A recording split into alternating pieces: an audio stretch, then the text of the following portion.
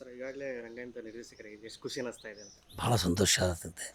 ಯಾಕಂದರೆ ಈಗಾಗಲೇ ಒಂದೂವರೆ ವರ್ಷ ಪೆಂಡಿಂಗ್ ಬಿದ್ದ ರಂಗಾಯಣ ಈಗ ನಿರ್ದೇಶಕರು ಇರಲಿಲ್ಲ. ಈಗ ನಾವು ನಿರ್ದೇಶಕರಾಗಿ ಜಾಯ್ನ್ ಆಗೀನಿ.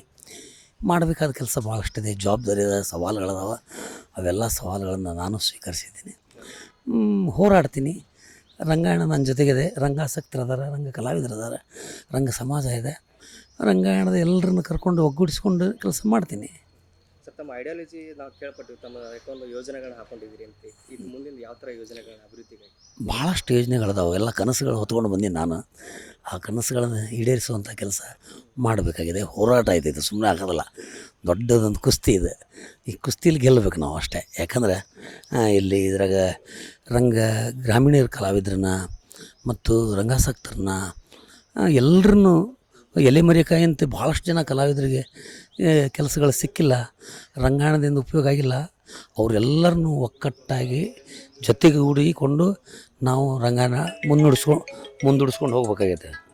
ಸರ್ ಅದ್ರ ಜೊತೆ ನಾವು ಕೂಡ ಬೆಂಗಳೂರಲ್ಲಿ ಸರ್ ಒಂದು ಸಿನಿಮಾ ರಂಗದಲ್ಲಿ ನೋಡಿದ್ವಿ ನಾವು, ಸಾಕಷ್ಟು ಉತ್ತರ ಕನ್ನಡದವ್ರಿಗೆ ಅವಕಾಶಗಳು ಸಿಗ್ತಾ ಇಲ್ಲ. ಅದರಲ್ಲಿ ತಾವು ಕೂಡ ಒಂದು ಕಣ್ಣಂತ ಹೇಳ್ಬೋದು ಉತ್ತರ ಕನ್ನಡ. ಹೌದು, ನಾನು ಸುಮಾರು 45-50 ಸಿನಿಮಾಗಳಲ್ಲಿ ಪಾರ್ಟ್ ಮಾಡೀನಿ. ಎಲ್ಲ ಸಿನಿಮಾದಾಗೂ ನಮ್ಮ ಉತ್ತರ ಕರ್ನಾಟಕ ಗಂಡ ಭಾಷೆನೇ ಮಾತಾಡೋ ಪ್ರಯತ್ನ ಮಾಡೀನಿ. ನನಗೆ ಮತ್ತು ಸಿನಿಮಾ ಅವಕಾಶ ಬಂದ್ರೆ ಅವ್ರನ್ನ ಹೇಳ್ತೀನಿ, ನಾನು ಮಾತಾಡೋದು ಉತ್ತರ ಕರ್ನಾಟಕ ಭಾಷೆ, ಬೇಕಾದ್ರೆ ಮಾಡಿಸ್ಕೋರಿ, ಸಾಕಾಗಿ ಬಿಡ್ರಿ ಅಂತ. ಅವ್ರು ಹೇಳ್ದಂಗೆ ಮಾಡಿದರೆ ನಾನು ಒಂದು 300 ಸಿನಿಮಾ ಆಗ್ತಿತ್ತು. ಬಟ್ ನಾವು ಒಪ್ಕೊಂಡಿಲ್ಲ. ನಂದೇನಿದ್ರು ಉತ್ತರ ಕನ್ನಡ ಭಾಷೆ ಮೂಲಕನೇ ಉತ್ತರ ನಂದು.